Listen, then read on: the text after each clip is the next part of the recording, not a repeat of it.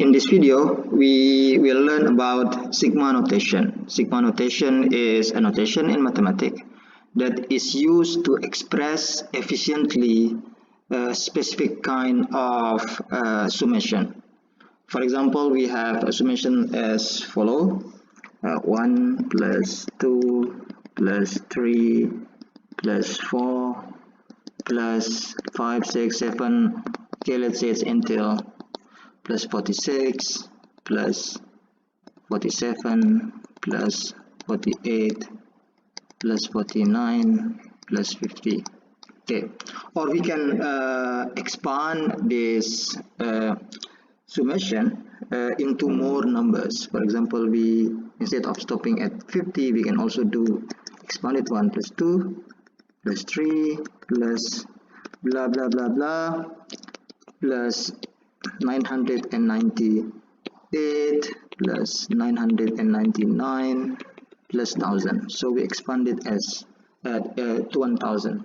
So of course, writing this one from 1 to 1000 will take some time, and a sigma notation gives us an elegant way of expressing this kind of pattern. And the notation is like this. So it's basically a summation. It is with an index I equal to, let's say it starts from 1, and it is just I because it's I, okay, and in this case it is stopped at 50. Okay, so I can simply write the right term of this expression with the left expression using sigma notation. The one on the right, the one on the second row, I can also write this one in a form of sigma. So it's a sigma. Let's say here I start from the index starts from 1 and it's end at 1000, so it's until 1000, and with I expression here. Okay, and the expression can also be in different form. It can be in different form. For example, I can write, for example, I'll reverse the order now that I can write. Let's say I have a sigma index is from 1 to, let's say, 3 of 3i plus 1. So this is mean that I start first with index of 1. So I'll make a bracket here. So it's 3 times 1 plus 1. Okay, plus, and then this is for I equal to 1, and for I equal to 2, then it's become 3 times 2. Okay, sorry, it's times 2 plus 1. Plus, and then now for I equal to 3, so this equal to 3 times 3 plus 1. Okay, this kind of notation, sigma notation, can also involve a constant. For example, you have sigma, for example, here the index is from 1 to, let's say, 3. Then you have 2i plus m, for example. So in this case, m is just a constant. It won't change. So it will become 2 times 1 plus m. That is for I equal to 1. Plus 2 times 2 plus m. Of course, this is for I equal to 2. Plus 2 times 3 plus m. This is for I equal to 3. Okay, and there are many variations of this sigma notation.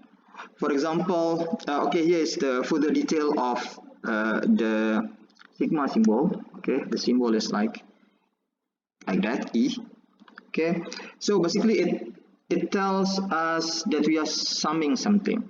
Okay, so when we have this kind of notation, okay, this means that sum this expression, okay, this expression, okay, starting at n equal to 1, so this is the starting point, okay, and this is the end point, and end point is inclusive.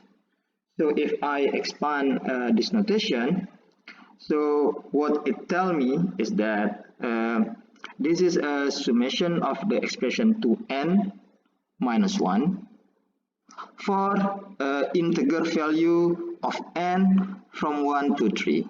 So basically you will have a 3 term.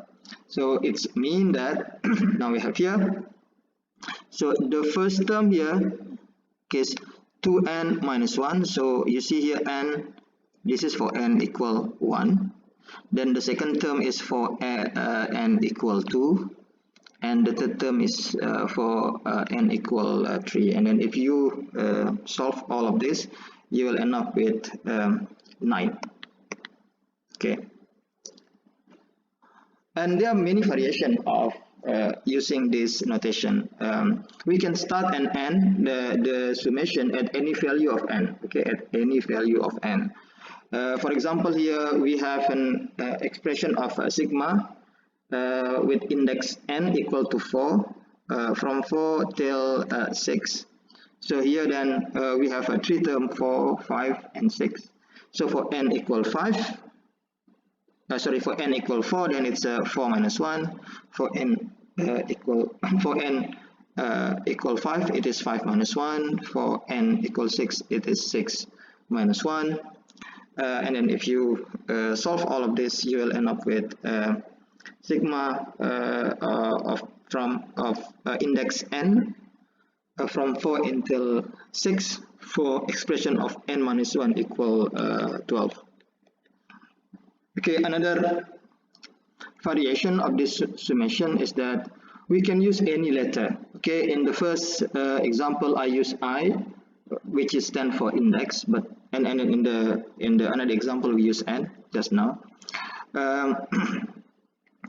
So for example, here we use I, and then we start from, okay, we use I as the index. We start from I equal to 0 until I equal to 2. So you can imagine that there are 3 terms here, which is because it's involved 3 integer, 0, 1 and 2. The first expression in this equation, then it is for I equals 0, so it's 3 times 0 minus 5 equal minus 5. Then the second term, it is for I equal to 1, so the expression becomes 3 times 1 minus 5. And the last term is for I equal 2, then the expression becomes 3 times 2 minus 5, which is equal 1. If you add all, then it's become 6. So this expression is equal to 6. Another variation for sigma notation is when it involves something else, another index. For example, we have this sigma from n equal 1 until 4 for expression of k divided by n plus 1. In this case, the index is n. Okay, the index is n. Okay, not k. Okay, and k here remains unknown. So how we can deal with this one? So we do the normal operation by keeping k unchanged. So in this case, we have, for example, this sigma from n equal 1 until 3 for expression of k divided by n plus 1. So then we do it for first here for n equal 1. So this is for n equal 1. Then you do it for the second term for n equal 2. And then for the third term, it is for n equal 3. And then we solve that. We end up with sigma from 1 to for n from 1 1 to 4 for expression of k of n plus 1 equal to k of a 2 plus k of a 3 plus k of a 4. Let's try some exercise. So in the first exercise here we have a sigma from n equal 1 to 4 for an expression of n squared. So this is very easy. So first we do it for n equal 1, then it is 1 square.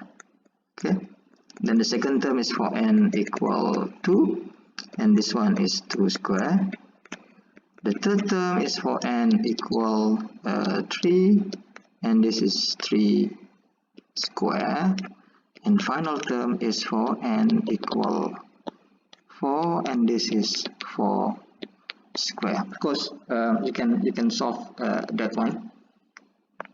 Let's run. The second problem, sigma for curve from 3 to 5 for expression of k times k plus 1. So here the index is k, so we start from k equal to 3, so it's k equal to 3, that's the starting point, and this is 3, then I'll put this bracket times 3 plus 1 plus, next we do it for k equal to 4. Remember, this is for integer only, so this is 4 times 4 plus 1. That's the second term. The third term is for k equal 5, and this is 5 times 5 plus 1. Okay, in the last example here we see a different type of problem. Remember that here our index is m is the index, as you can see from here. So k here remain unknown, so we will keep it as it is. And it is sum from m equal 1 to 4 for expression of 8k minus 6m. So we start for term where m equal 1 then. So this is 8k, k remain there unchanged, minus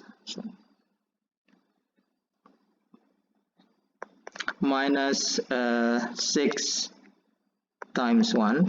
So that's the first term. Then the second term is for m equal to 2, 8k, k remain there, minus 6 times 2, that's for m equal 2. Then the next term is for m equal 3, so we have 8k minus 6 times 3, and finally for m equal 4, we have expression of 8k minus 6 times 4, which is the m.